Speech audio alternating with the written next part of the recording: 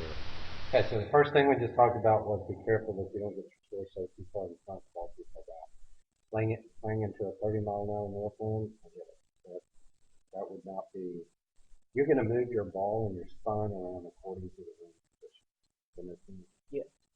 Right. So I'm going to say okay today because you're playing back in the line. If you were at the other end of the range, I would say no would be good. All right. So what do you say on the one on the left? Mm,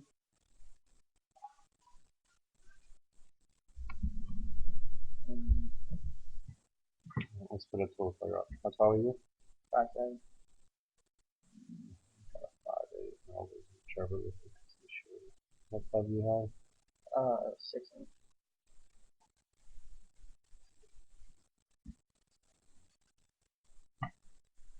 I'm going to use Grant Waite first. He's not as short as you, but taller. But what do you notice that's different from set up right there? Mm, his hands are a little bit further away.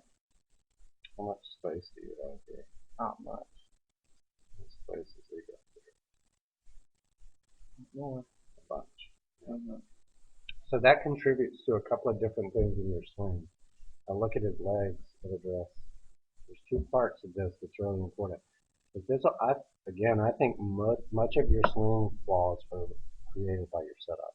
Yeah. I think your setup is better. So I think you would agree that he has a little bit more flexion here, Yes. right? So that's hip socket, middle of knee, middle of ankle. You're more vertical. I can look at your pant leg and see that. Agreed? Yes. So he's more engaged in his glutes and his quads. And so let's watch his backswing. Let me show you one more thing too. Right. So we just talked about space. So I'm going from the middle of the shoulder into the middle of the right hand. Yes. That sets 81 degrees. So that means his hands are 9 degrees further out than his shoulders. And if I did that with you,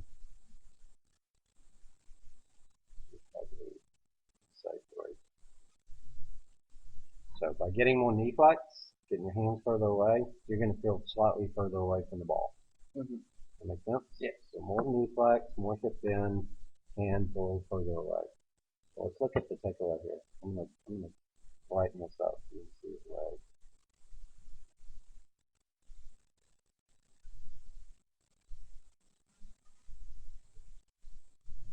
Jumpy.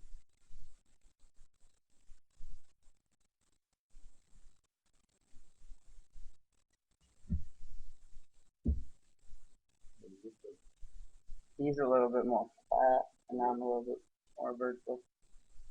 Okay. Yep. I agree with that. Yeah. Um, looks like he has a little bit more load onto his right foot. He's got a much better pivot. Mm-hmm. So one of the things I want you to work on this year is we got to get you hitting a lot harder. Mm-hmm. And I don't think you load your energy enough. Your hips are one of your biggest power sources. It's hard to use the ground. I think not sometimes, but when you get too leggy coming down, Yeah. because you don't load your pivot enough, so your hips outrace your arms. He's not going to have nearly that amount of knee bend in and hip rotation further because he loaded better. So he has more pivot later in the swing. Same thing when I do Trevor. He's got more space than you. Right? Mm-hmm. He's got more pivot than you.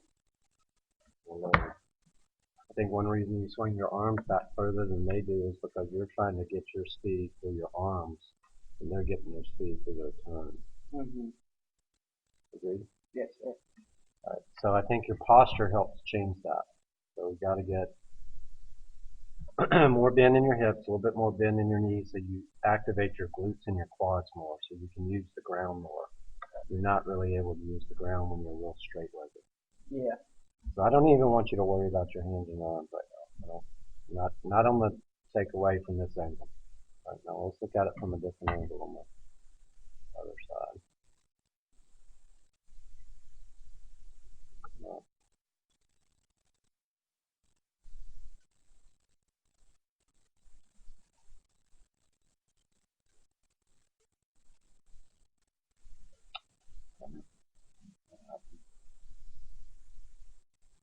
Right, I want you to watch the very beginning of the takeaway. I know what you said is correct. He's a little bit more behind the ball than you are.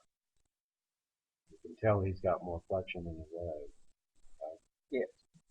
Watch the beginning of this takeaway.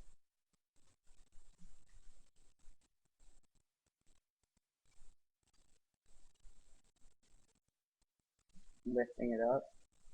So let's move in that club right now. And Yeah, let's watch the first part of this takeaway. This is so cheap. his shoulders too. His shoulders and his arms are moving the handle. So your hands are moving the head. Mhm. Right? So you're kind of picking that club up. So that also contributes to lack of rotation. You don't really start turning until too late in the swing. And you're not going to get nearly as much load as he is. He's turning his chest and his right hip pivot is back. He just looks way more loaded. Look at his pivot. Yeah. And I can see his right shoulder on the other side. I can't see your right shoulder. So you're trying to create, not on purpose, you're trying to create more power with your arms and your hands. Now, which one's more powerful? Legs. Your legs and your torso, both. And you just hit somebody like this, you hit someone like this, that makes a big difference. So Yeah.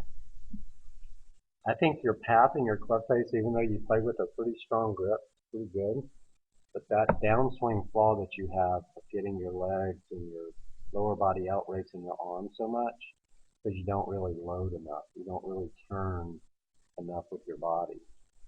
When you get to stuff like that. See, the difference is he's got stored energy left. You've lost. See how much more open your shoulders and your hips are? Yeah. So your arms are trailing right now. So now you end up using your hand to kind of help it lift it. He's squishing it. Because he's turning more late in the swing. But think about it. If you turn more back with your hips and your chest, your body, if you turn less with your arms and your body go, sorry, with your shoulders and your hips going back and your arms go way high, wouldn't your body outrace your arms? Yeah. Or If I took it back, if I took my arms back as far as I could, I didn't turn my chest, shoulders in, stomach back in, wouldn't it make sense that this is going to go faster? Yeah. If I loaded my hips and my chest more, my arms would actually move faster than my, how far does it really have to go? not very far. Yeah. How far does this have to go? Really far. Your handle moves 5.5 feet, and an average of 7 or 10. Your hips move 9 inches. Your chest moves 24 inches. And so the more that I get this way, the more connected my arms to my body. It'd be like if I gave you a medicine ball to throw it in like this. You went like this, what would you have left? Not much better. Just your arm. If I went like this, and I dropped my arms like this, how much energy do I have left? Almost a lot. That makes sense? So instead of focusing on this, because I looked at the video last night, I said there's got to be some reason, better than it was, there's got to be some reason that you're not consistently being able to change that. Right? How long do you like? A year. Yeah. So let's change the whole dynamics of everything by improving your setup, getting more athletic and dynamic and more engaged. And then let's really work on swinging the club head by getting your big muscles more low. Get your pivot back. Get your back to the target leg. It's really going to create more lift. You try to create lift by just swinging your arms. You can create a much bigger circle if I turn my chest and my hips up. Now how much bigger is that? Not bigger. So if I said I wanted you to improve, what do you hit your driver now? Let's just use drivers as a thing. Because your 700 distance wouldn't be that much different than, let's say, Nick Patel. He probably hits the ball around 176, 178. Not much bigger than you. He's a thicker than you, but he's lower.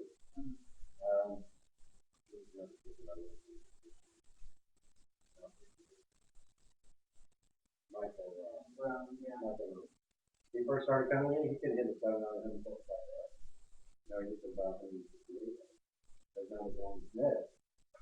He's not quite as fine as Tennessee Town for the same reason. You're not. So how did I get 13, 14 more yards? I got 4 yards. Loading. Getting the signal from there. So instead of us thinking about transition position, we're going to think about takeaway, setup and takeaway. I think downswing changes dramatically if we 15 yards like that. If you were standing like this, and you were a linebacker, facing a tailback, you know, back this way. You were a real vertical like this.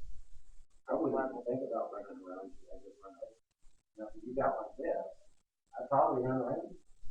Now, maybe you can explode and use your legs and hit me, right? Yeah, feel like punching, if you like this. I wouldn't be very scared. If you went like this, over and over. I was showing this to a kid I teach in San Antonio the other day, and I was showing him Rory. And he was going, oh my gosh, I don't do any of that. Now, you would have to agree if his statue, which isn't very big, Rory hits the ball pretty hard. Yeah. Probably one of the longest guys out there. Because he's big? No. He's pretty strong, though. He works out pretty hard. But I want you to watch his lower body here. I mean, his back, he turns like 115 degrees. His right shoulder's back here. His right hip's way back there. Now watch his legs come down. He's going to sit down to the ground. So he's sitting right now, would you agree? Yes. Look at the flexion. Now watch how hard he pushes with his legs up right here. It's almost like he's got trampolines and springs in his feet. So look at the extension in his arms and the release. See how you kind of hold on to the bug? Yeah. You're kind of pulling it through and he's releasing it through. Who's going to hit it harder? Rory. So by using the ground, I mean, he's coiling like crazy. And then he's sitting down. He's pushing from his right foot to his left foot. Now he's going to push up. And his hips almost recoil. If you watch his hips, I mean, both of his legs are straight right now. Yeah. I showed you Jordan's feet. You see the same thing. His right hip actually right there went backwards. So there it goes. Because he used so much energy right at the end.